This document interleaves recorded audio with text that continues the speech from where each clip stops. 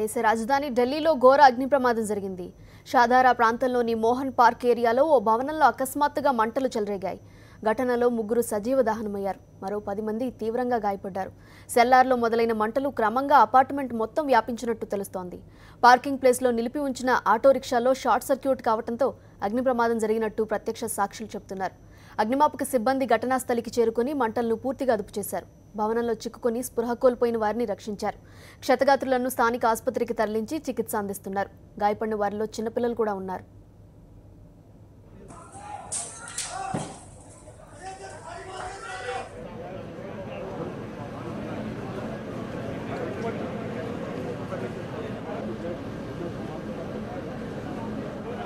దీనిపై పూర్తి వివరాలు మా కరెస్పాండెంట్ వెంకటేష్ అందిస్తారు. వెంకటేష్, చెప్పండి, ఢిల్లీలో అగ్ని ప్రమాదం జరిగినట్టు తెలుస్తోంది.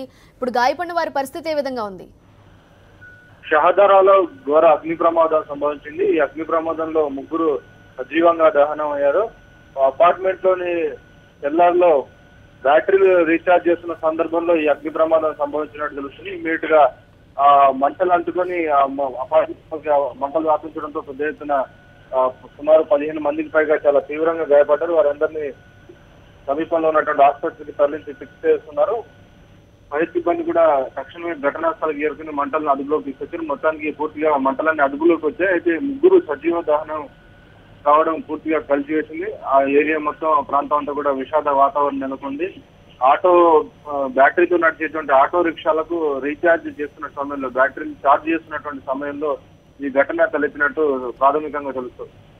వెంకటేష్, ఈ ప్రమాదం అసలు ఎన్ని గంటల ప్రాంతాల్లో జరిగింది? గాయపడిన వారిలో పిల్లలు కూడా ఉన్నారని చెప్తున్నారు. ఇప్పుడు పిల్లల పరిస్థితి ఏ విధంగా ఉంది?